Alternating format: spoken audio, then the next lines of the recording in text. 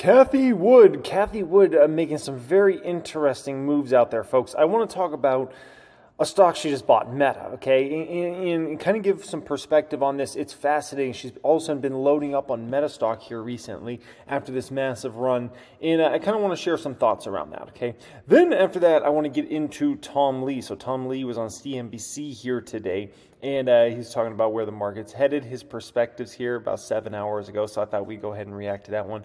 I share my perspective in regards to that. And then I want to hear what this gentleman has to say about Meta's threads, as well as Meta and a few other things in this video as well. So appreciate everybody joining me as always, folks. Thanks for being subscribed. 30,000 plus subscribers now on the channel. That is absolutely amazing. Thank you everybody that's here. And also, I meant to post a video on this channel earlier today, but I accidentally posted on the main channel. So anyways, I was supposed to already have a video on this channel, so I thought I would make this one for you guys to make up for the fact that I accidentally released that one on the main channel. So appreciate everybody joining me as always. If you're looking to apply for my private group, check out the pinned comment down there. I invite you to fill out an application, and we'll see if you're a good fit for there. Okay, so Cathie Wood just bought another, looks like $640,000 worth of Meta stock. She started buying the stock last month, and she's been basically loading up on millions and millions and millions of dollars of Meta stock. Okay, now it's fascinating because obviously we know Meta's made this insane move, right?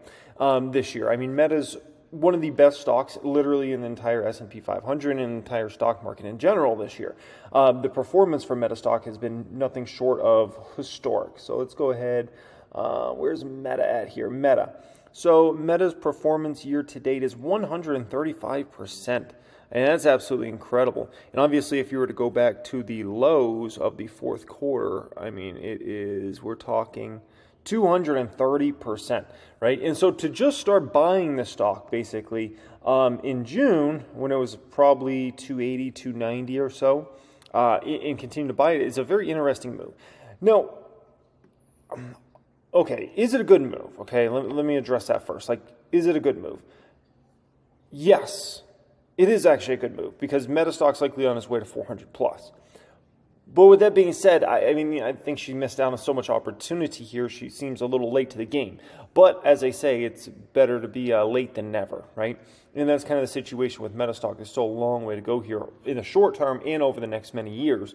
So, I mean, ultimately, she's going to end up making money on these shares as long as she doesn't like sell it at some bad price or something like that and freak out in the short term. She should make a lot of money on Meta stock. But she's just really, really late to the game. Now, probably, what has all of a sudden excited Cathie Wood about Meta stock? My guess is it can't be Threads because Threads just came out a few days ago and she already had started buying Meta stock at that point. It's going to be something AI related. We know ARK Fund is really into the whole AI movement and what that can mean and those sorts of things. So it's going to be something they've researched on the AI side in regards to Meta and maybe making the business much more efficient, making ads a lot better for advertisers, right? So they spend more money, get more conversions. Something has got to be there, in my opinion, for her to buy Meta when it's up here trading where it's trading, okay? So that's Meta, okay? Next one up here, let's react to Tom Lee, the biggest bull on Wall Street, see what he has to say, and then we'll get it back into Meta in just a moment. Whoa. You started the year more bullish than anyone. I saw the articles last week that I was referencing that you were the one bull that was talking about 4,700 on the S&P. So this isn't, you're not late to the party like so many of these people that, I love analysts that, they have a Netflix, they have a neutral on Netflix and a price target of 170, and then they raise their price target to 400, and they act like, like no one's going to remember. So you were there early. This is not something you typically do, though. A 1 week call, short term, for a 3%, 2.5%, 3% move in the averages. Yes, that's right. Markets move a lot around the CPI report, so that's always a big market event. And we thought a tactical sort of opportunity was emerging because last week the market sold off because the jobs reports are strong, yields really popped. So investors are kind of fed higher for longer, a little bearish into this week. And I think core CPI could come in at 0.2 or better. So it could be a huge downside surprise. 0.2 or lower, you mean? When you say better, you mean it could yes, 0.2 or lower than 0.2. Yeah. That is way out of of where it's been, and people aren't expecting that. Correct. It'd be the lowest since August of 2021. So it's a huge break of pattern, almost a 2-year low. And it would show that the Fed is getting inflation to levels like on a monthly basis that they're trying to target. I mean, a 0.2 is 2.5% annualized. And it might even be repeatable. You might see similar numbers for the next couple of months. And that would, I think, push short-term rates down and trigger a pretty major rally in the equity markets. Also, it has to do with used car prices, which in the last 2 months have been, everybody talked about an outlier, but you also had a statistic about how many... I'll get you guys ready for it, okay? This is what the bears are going to say this week, especially when likely CPI comes in looking pretty darn good, okay? You know what the bears are going to say? They're going to say, you know what? It's all the used car prices, and that's what's, helping things out. Oh, it's energy prices. Oh, yeah, it's, they're going to make a million excuses of it's only this, it's only that, and next thing you know, they're going to be tagging off like pretty much every single thing out there. So just get ready for the excuses, because I already am prepared for all the million excuses that's going to come from the bears when that CPI comes in, looking the best we've seen it in probably 2 years, if not over 2 years. Of the components are actually in a deflationary trend, and it's like 55% versus that. Historically, that's very rare to have that many of the components in a deflationary trend. Correct, yes. What are those numbers that you... So, yes, on a weighted basis, 42% of the CPI basket is in deflation right now, meaning the price was higher sometime in the past 18 months. Wow. And the long-term average is 30%. The 10-year average is 38%. So this is already far higher than what you would expect. So future inflation should fall, and that's with shelter still rising at 8%. So when shelter starts to flatten out, that's going to take that number to 70% or more. Hey, Tom, overnight, China had some deflationary numbers for producer prices. Consumer prices were weaker than anticipated, and it had people wondering if there was real concerns about the economy, if there's a downturn there. So how quickly does good news from a weaker CPI become bad news? It could, based on the market mood. Sometimes the market narrative can flip. But the weak PPI in China, it is kind of adding to a disappointing reopening story for them. But the good news is, China... There's a few things hurting China, and these are very simple things, okay? But I think they're very important things, and they're not being talked about enough. One is, at the end of the day, folks, okay, we know the goods economy for the U.S. has been hit pretty substantially over the past year or so, right? Coming off of Rona, goods was everything, right? Ordering all this stuff on Amazon you probably didn't need.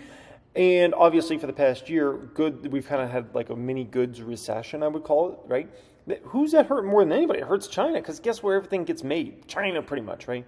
Then you've got some companies starting to, basically take production of certain products and move it over to India rather than China. That's something that obviously hurts them. And, you see how open they were to Yellen coming over and let's call it getting the relationship good. That just shows you that China's obviously in a weaker state right now, okay?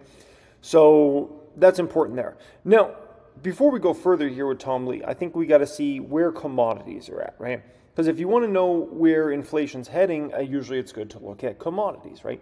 So I have a commodities watch list here, and commodities I care about, okay? And we can pull up a 1 year of these babies, and we can look at them across the board, right?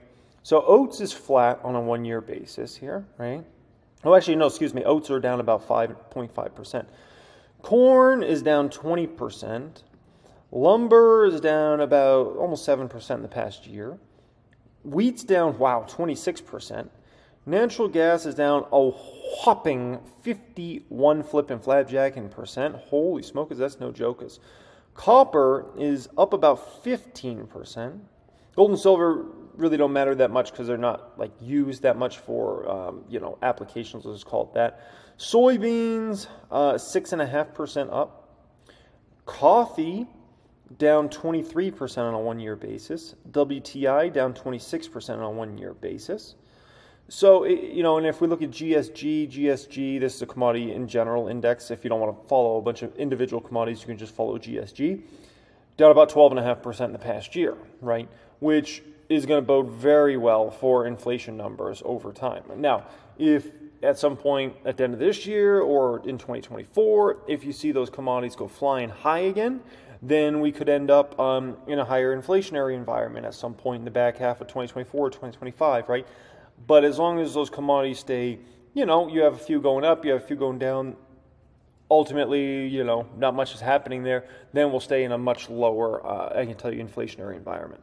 China PPI and US PPI are kind of correlated. So I think it does mean it's going to feed over into the US as lower prices, either better profit margins for the S&P or lower CPI. You also raised your year-end target for the S&P recently, right? Yes, we did that a few weeks ago. The 48 and 25, yeah. 48, 25. Earnings season is coming. Everyone's saying that consensus, Wall Street Journal, other places, can be a rude awakening for people when they see earnings. And also the recent backup in yields. Rude. This is a hated market. This is not, what you're saying flies in the face of consensus again. Rude awakening for earnings, that cracks me up because what everybody was saying on Wall Street was, you know what, the front half of the year is going to be horrible, back half of the year is going to be great, earnings will start coming back together, the market will start going up again back half of the year. Even a lot of the bears were all saying that, right? Horrible first half of the year, get ready for that, good back half of the year. Now all of a sudden we got the good first half of this year, right? Earnings are supposed to kind of start getting better and better as, we get into Q3, Q4, and there you are now, you got this moment in time where now suddenly people don't believe in it, and it's like, so what happened there, right? Because if anything, things have gotten dramatically better, and now you're doubting it. So, man, that's the fun in the stock market. That's right. I think there's a lot of entrenched skepticism. I think some of that will get shattered on Wednesday with CPI. But on earnings, the reason earnings aren't doing better is because of energy. Energy is now going from adding to earnings this quarter to actually a 25% drag. Excluding energy, S&P earnings are up year over year. So it's the first positive year over year ex energy since first quarter 2022. Energy is interesting because you could say that's hurting some of the overall S&P 500 earnings because there's a huge segment of that as oil and gas plays, right? But gosh, I mean, at the end of the day, it's helping consumers out in a massive way. People's gas bills are starting to go down substantially, and obviously filling up your tank, if you don't have an EV, right, is far cheaper this year than it was last year, right? Just factually in pretty much every state in the United States of America, right? So those things matter in a significant way. It also helps companies out, right? Think about, a good example of a stock I own personally that's being helped out immensely by natural gas price going lower is actually Cheesecake Factory. You might think, what, a restaurant chain, like how can they be helped? Well, so many of their restaurants basically have got destroyed by gas bills, and it hurt their margins in a massive way. And many of their restaurants are in California, right? Which, natural gas price just went to the moon last year. And so what's going to play out for the remainder of this year, right, and hopefully going into 2024, is those bills are going to be cut down in an epic way, which guess what? If, on a per restaurant basis, let's say you're spending, $100 less, several $100s less, $1,000 less, a few $1,000s less, right, on your gas on a daily basis, over hundreds of restaurants, that adds up to, a significant number. So these are just things to take into consideration. Now, what do I think about Tom Lee's call in relation to, can I see the S&P 500 going up 3% or so this week? Sure. It's definitely a potential. If CPI comes in 3, 4, or lower, yeah, I think that's very high probability. I don't think bank earnings are going to have anything to scare people. I think Powell could screw everything up if he comes out insanely hawkish. Like, let's say we have a CPI of 3.3 and he comes in insanely hawkish. I guess we could, maybe hurt the market a bit. But I think if we have a CPI 3.4, 3.3, 3.2, 3.1, I don't understand how Powell comes in like a super hawk. It just doesn't make sense. You're getting way too close. You're getting way too big of a trend. That doesn't make sense anymore. So, yeah, we'll see how it all shakes out, but I think his call could end up being somewhat accurate, okay? Next one up here. Let's get back into Metastock. Here's some opinion, and I'll share some perspective from my side. 100 million user mark so quickly, and it was really because of the ease of signing up for Instagram's 2 billion users. Mark Zuckerberg posting on Threads, quote, "That's mostly organic demand, and we haven't even turned on many promotions yet." Instagram head Adam Mosseri saying of the speed of the AMP's ramp, quote, "It's insane. I can't make sense of it." Now, this launch does make Threads the fastest growing app in history, topping ChatGPT, which reached 100 million users in 2 months. And Sensor Tower reports that it's the most downloaded free app in the U.S., both in the App Store as well as in the Google Play Store. Threads' success does seem to be having a negative impact on rival Twitter, which had 238 million monetizable daily active users as of its last quarterly earnings as a public company, which was last summer. A screenshot of Twitter traffic shared on Sunday by Cloudflare CEO Matthew Prince shows what he describes as Twitter traffic tanking. And data analytics company SimilarWeb reports that Twitter's web traffic declined 5% in the first 2 full days Threads was generally available from the prior week, and down 11% from the same 2 days the last year. Kelly, back over to you. That's interesting. I didn't realize it was the CEO of Cloud. It's interesting. He's kind of trolling Twitter. I don't know if he usually puts out user numbers, but pretty public move to go after them like that. Well, look, it's just a pretty dramatic move from Twitter. And what's so interesting is we just don't have a lot of data about what's happening at Twitter right now because it is no longer a public company. It's just what we hear from Elon Musk and relatively new CEO Linda Yaccarino. And to see that direct impact maybe indicates that maybe some Twitter users were getting frustrated with the experience, or maybe frustrated with the tweet limits that Elon Musk had recently put on the platform. Right. No, let's bring in another expert who might help weigh in on that. Mark Douglas, he thinks that Threads text format could be a lucrative opportunity for advertisers as well. Mark is Mountain's CEO and an expert in the digital ad space. So glad you could join us today. So what do you think is going on here? Is it Twitter's self-inflicted problems coming home to roost at exactly the same time? Coincidentally, a new rival is launching, and does this rival have real staying power? Yeah, I mean, I think in terms of the reported drop in users, or not so much users, but engagement on Twitter, that does kind of coincide with some of the... Yeah, so Elon Musk move, I don't know if you guys saw this move. It shows how little Elon Musk understands about social media, right? You can know a lot of things, and Elon Musk is an expert at many things in life, but social media, running a social media company is not that guy, okay? And as somebody that has followed the social media landscape for a long, long time, I'm just like, oh my gosh, man's kind of clueless.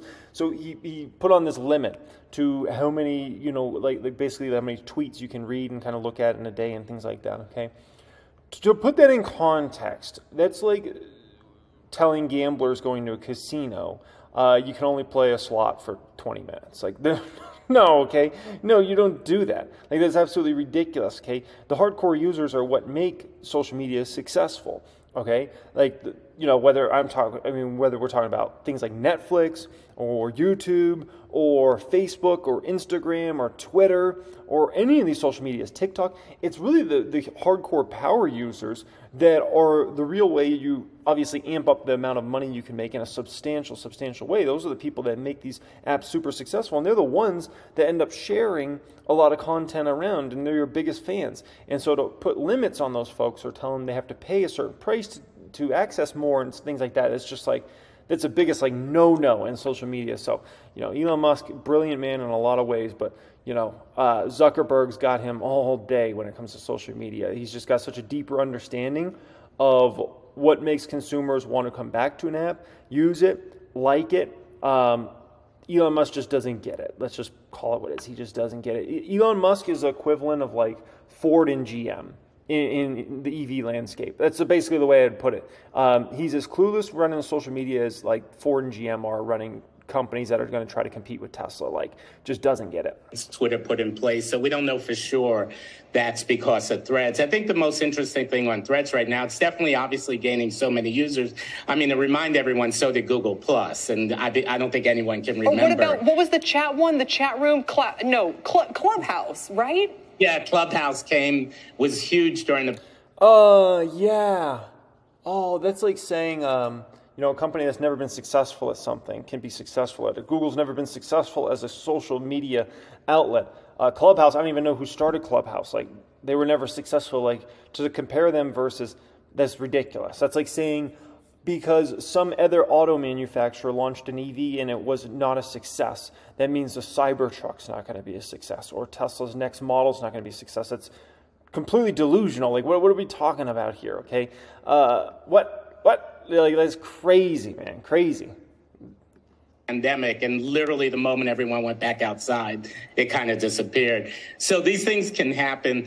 I think and it's still early. I know when I go through my Threads feed, I was one of the 100 million people. It is only blue check marks posting. I mean, literally nobody that I follow on Instagram who's now on Threads has actually made a post but yet. You wouldn't know, Mark. This is the thing. So I'm on it too, and but their algorithm, and Julia, maybe you can explain this. What is the algorithm? You know, there's no way to say, okay, for you or algorithmic. I mean, it's just kind of a crapshoot.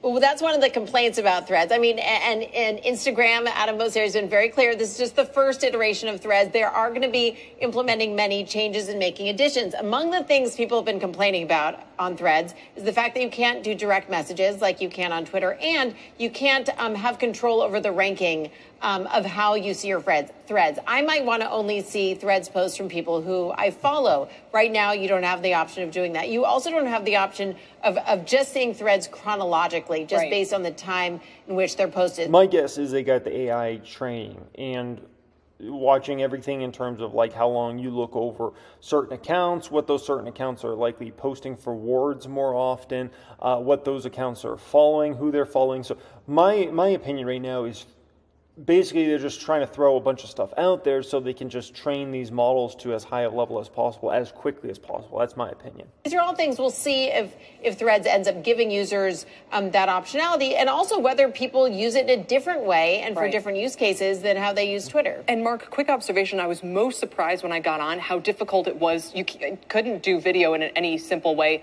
Photo, okay, it was like pushing text on me, and you have an explanation for that. What do you think the text thing is all about? Right. So essentially, as an ad platform, and obviously that's a ways out, Meta doesn't need more ad space. What they need is more data. And text data is better than video data and photos. So if you go on Thread... Who just made that case a few days ago? Who just made that case a few days ago? Thank you. The future, and you say, hey, I'm thinking of traveling to the Maldives, you can imagine what ads you're instantly going to get. Those ads likely won't appear on Threads. They would appear on Instagram. And so you may never see ads on Threads, but the data they're collecting is insanely valuable, and I think substantially more valuable than what Meta doesn't need, which is more ad space to sell. They're not supply constrained, they're demand constrained. And now I feel like I understand, because to me it seems unintuitive to take a step back away from richer formats to plain text, and I say that as a text lover, but perhaps it will be successful regardless. Yes, absolutely brilliant. And, you know, people might not understand it right now, but you got to trust Zuckerberg and the team there. They do everything very analytical. They do everything for a reason, and they got this game on lockdown. So you can try to question it and try to understand, well, what's it? Believe me, they've thought about this game all the way through about 25 times, okay? Appreciate everybody joining me. As always, thanks for being subscribed, folks. We're now 30,000 plus subscribers. Strong on the channel. I appreciate each and every one of you for always showing up and joining me. Also, if you're looking to apply to join my private group, you want to fill out an application, check out the pinned comment down there. We'll see if you're a good fit or not. Much love and have a great day.